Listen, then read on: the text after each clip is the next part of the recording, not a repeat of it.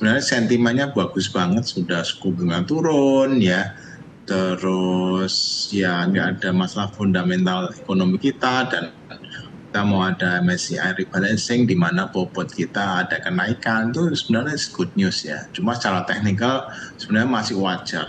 Nah, kecuali ada saham-saham sebaliknya, saham-saham seperti yang masuk MSCI harus segera naik, kalau enggak kita akan keseret indeks kita juga.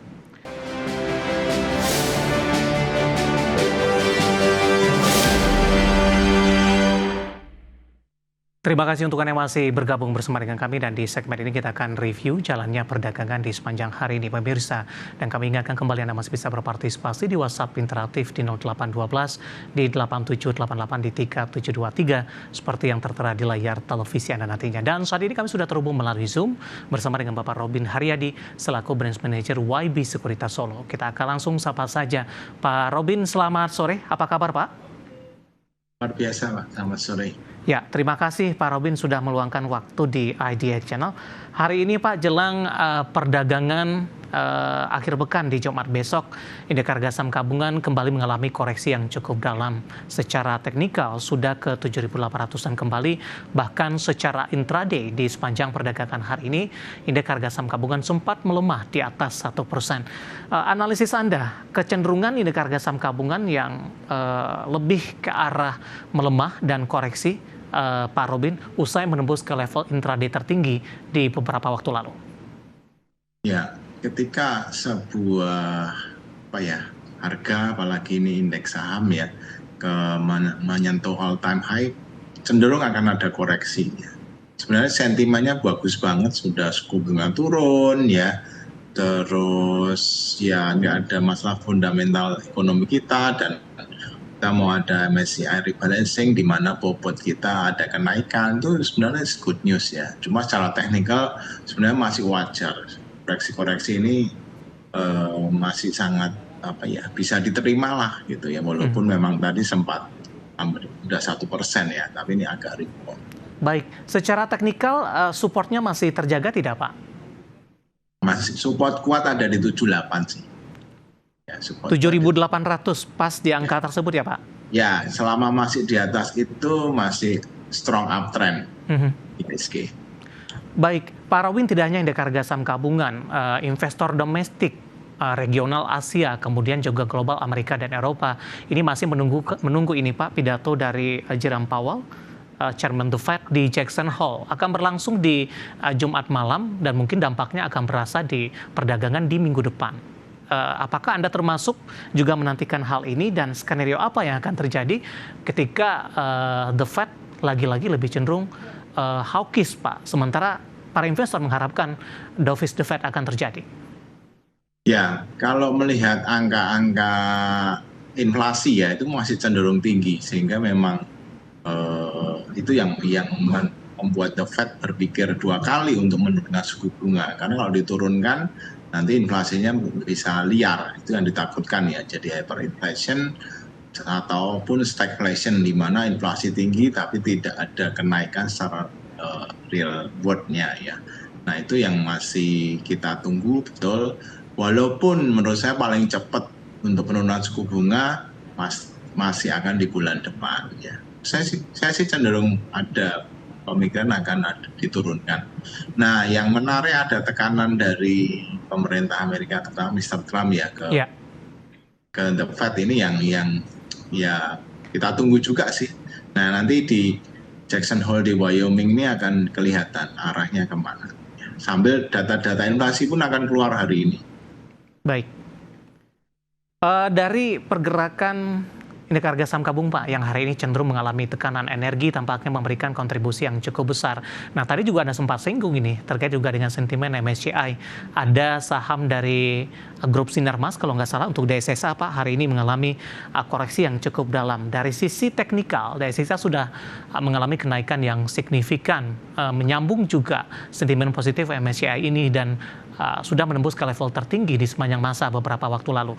Dari sisi sentimen terlebih dulu, bagaimana Anda melihat dampak sentimen ini, terutama terhadap persepsi investor, sehingga saham DSSA hari ini anjlok sangat dalam, Pak Robin? Ya, itu juga membuat indeks kita turun dalam. Salah satunya adalah gara-gara DSSA di weightingnya dikurangi separuh ya, dan ini menyebabkan inflow ke asing ke kita juga sedikit banyak akan berkurang ya, lumayan separuh dari saham yang masuk ke big cap ya. Jadi weightingnya jadi ke Indonesia pun turun. Nah ini yang membuat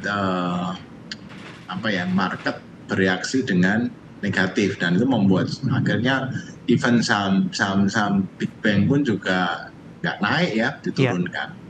Yang salah satu memang mempengaruhi, makanya kita mesti tahu indeks itu, kita mood marketnya itu kelihatan sekali bahwa ada kebimbangan.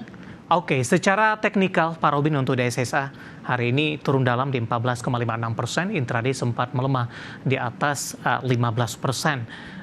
Analisis teknikalnya, terutama ketika DSSA sudah naik signifikan menembus level tertingginya, kemudian mengalami koreksi yang cukup dalam di perdagangan hari ini.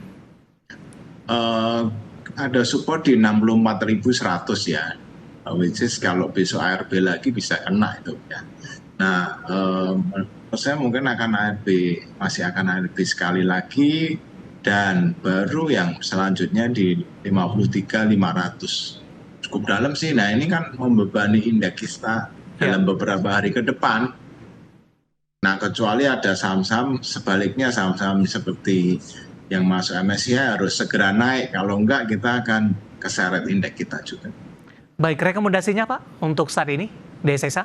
DSSA wait and see, nanti kita tunggu di support di 53.500-an.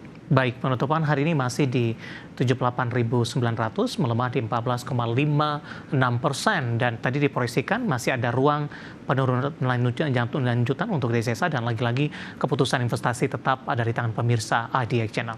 Baik, dari energi kita beralih ke keuangan Pak. Untuk saham-saham perbankan tadi pun juga sudah Anda sempat singgung sebenarnya, tapi secara keseluruhan bagaimana Anda melihat kontribusi dari saham-saham perbankan dalam beberapa waktu terakhir? Sementara dari sisi sentimen juga asing sudah gencar masuk, kemudian suku bunga acuan Bank Indonesia sudah berapa kali juga diturunkan. Nah, di tengah beberapa sentimen positif ini, tapi saham-saham perbankan tidak memberikan pergerakan yang cukup menjanjikan, Pak Robin. Bagaimana analisis Anda terkait hal ini?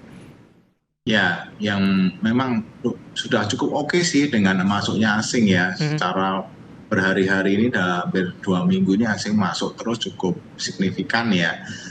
Memang harga sahamnya justru ini yang kita secara fundamental kita tunggu reaksi dari asing ini, apakah konsisten terus untuk masuk ya.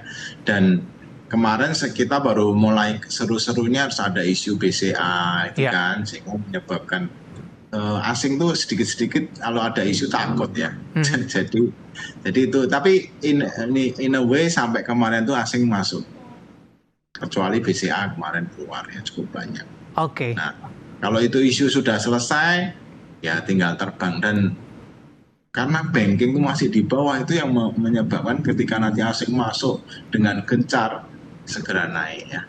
Baik, kita langsung ulas BBCA Pak. Hari ini cenderung bergerak fluktuatif dan sudah berbalik ke zona hijau di 0,29% penguatan di 8550. Analisis dan rekomendasinya untuk BBCA yang sempat tertekan ke 8.300-an di perdagangan hari sebelumnya.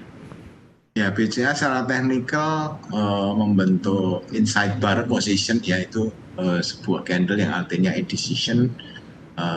Dia akan bagus ketika break 8.600. Nah, 8.600 nutup, bisa berpulang menutup gap 87. Nah, kalau sudah tutup gap ya arahnya ke 897. Oke sih, kalau mau buy on weakness ini area-area yang cukup oke.